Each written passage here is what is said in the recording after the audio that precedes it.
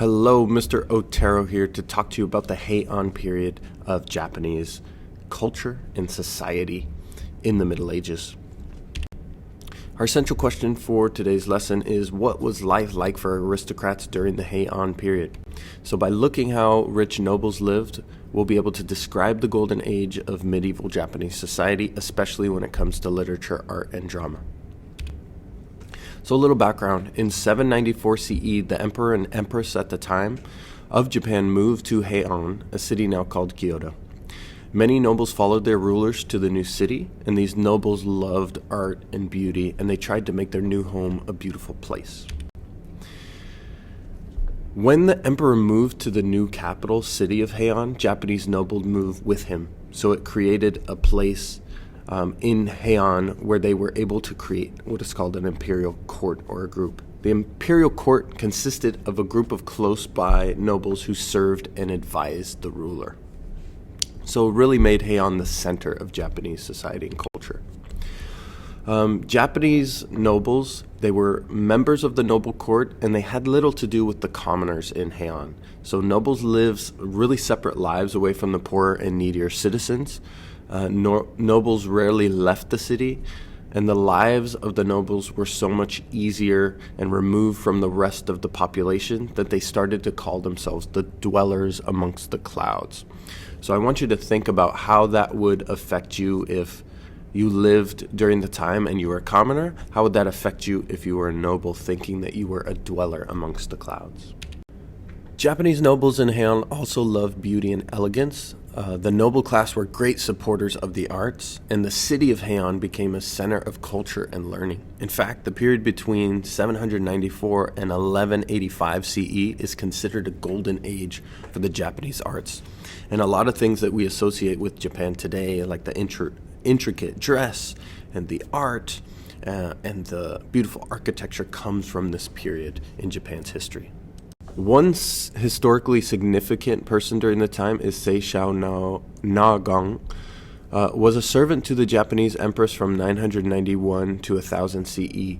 She's also the author of the famous Pillow Book, and the Pillow Book was her journal wherein she wrote poems and her thoughts. In this book, she wrote about nature, but she also wrote about daily events. So from her writing, we can see how society is running.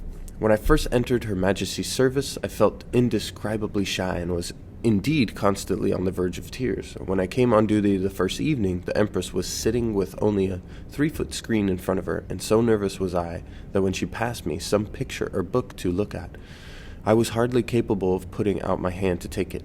While she was talking about what she wanted me to see, telling what it was or who had made it, I was all the time wondering whether my hair was in order. So you can see, and you might ask yourself, why was she feeling so nervous? Why would she be thinking about her hair and not about the thing the Empress was talking to her about? And what does this encounter tell us about the Empress and Japanese society and nobles, really? Fashion. Heian nobles loved beauty in their own appearance. Silk robes and golden jewelry were common among the nobility's elaborate outfits. Women wore long gowns made of 12 layers of colored silk, cleverly cut and folded to show off many layers at once. No outfit was complete without a decorative fan, which were painted with flowers, trees, or birds. Flowers and long silk cords were also attached to these fans, as you can see in the photo. Here you can see some examples of men's attire during the time and how elaborate each different outfit was and how it kind of evolves over time.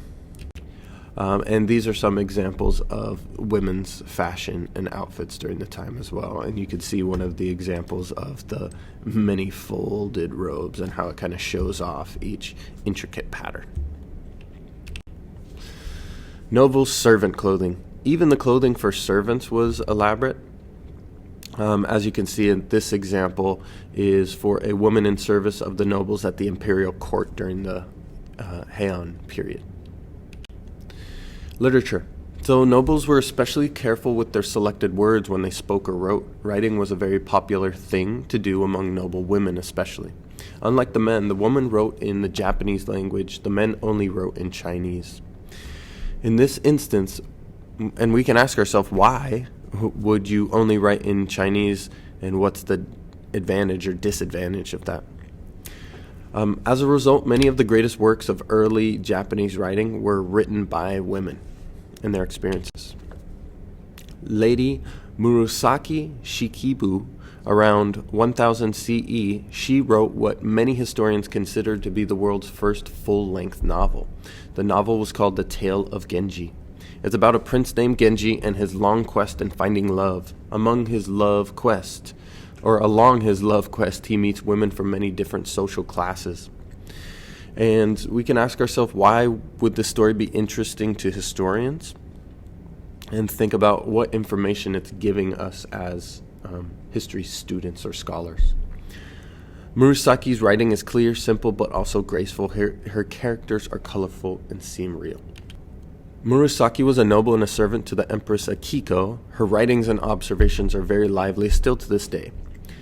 Here are some examples. Lady Dainangon is very small and refined. Her hair is 3 inches longer than her height. Lady Senji is also a little person and haughty. She puts us to shame. Her carriage is so noble. Lady Koshosho, all noble and charming. She is like a weeping willow tree at a budding time. Her style is very elegant, and we all envy her manners. So this is from the diary of Lady Murasaki in an anthology of Japanese literature. So we can ask ourselves the question, although she writes about others in her diary, what can we deduce about her character by her writings? Because her writing's kind of a reflection of herself. Contrary to the customs of the time, Lady Murasaki's father gave her an education similar to what a boy would have gotten. She learned both Chinese literature and the Japanese kanji writing system, which was rare for women at the time. Little is actually known about her other than what comes from the diary she kept from 1007 to 1010 CE. She married and had a child, but her husband later died, after which she joined the imperial court herself. Murasaki's intelligence helped her succeed at the imperial court in Heian.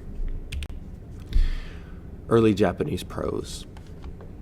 Another type of poetry besides the novel and diary entries that historians can use to learn a little bit more about this period is the tanka poem. It was the most popular form of poetry during the Heian period. It has 31 syllables and 5 lines. So the pattern goes 5 syllables, 7 syllables, 5, 7, 7. These poems are written to mark an event of some sort, and men and women in the imperial court were expected to be able to compose this type of beautiful tanka poetry. Here's a historical example from Kino Tomonori. The breezes of spring, blowing the ripples astray along the water, today they will surely melt the sheets of ice on the pond. Eventually you'll write your own tanka poem, but remember, a tanka poem is 5 lines long. It has 31 syllables in the following pattern of syllables: 5, 7, 5, 7, 7. Your poems can be about any topic, but remember, they're supposed to be about an event.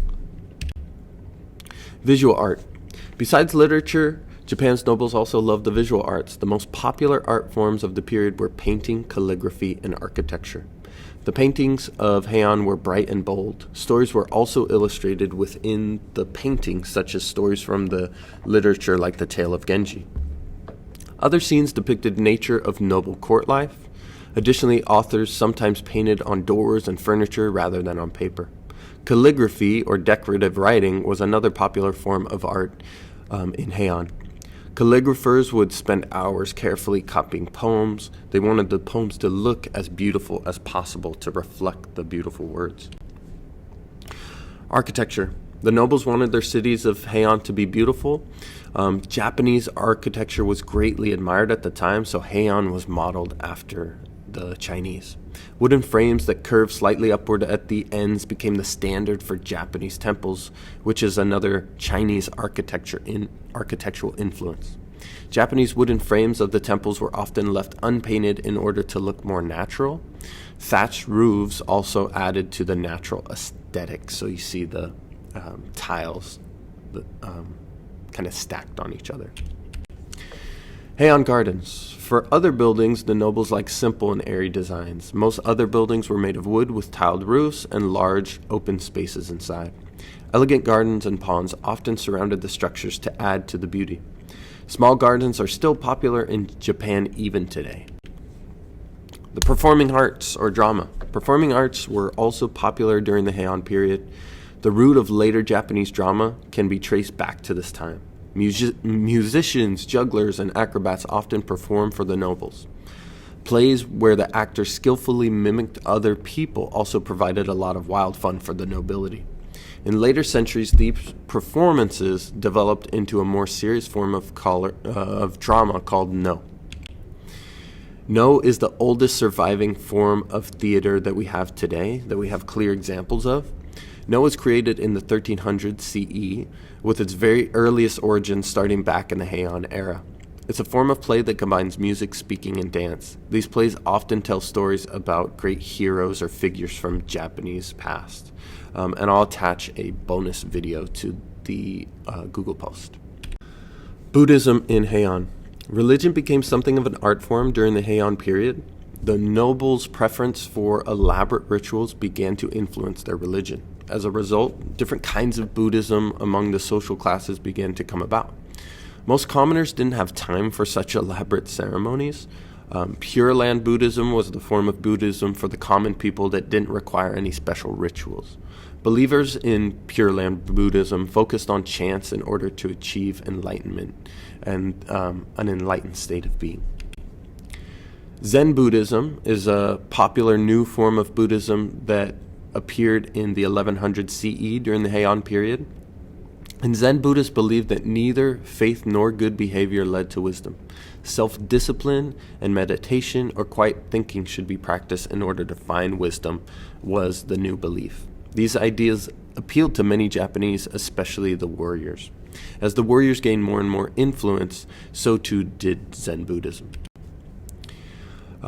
There are Zen gardens in Japan today, and many Zen gardens kind of reflect the ideas of Zen Buddhism. Like the photo to your right, including raked gravel shaped to look like water and small boulders arranged like mountains. So it reflects kind of all these cultural aspects of Japan. So that was your presentation on the Heian period. Hope you took a good set of 2-column notes, and we'll move on to the next assignment in the unit.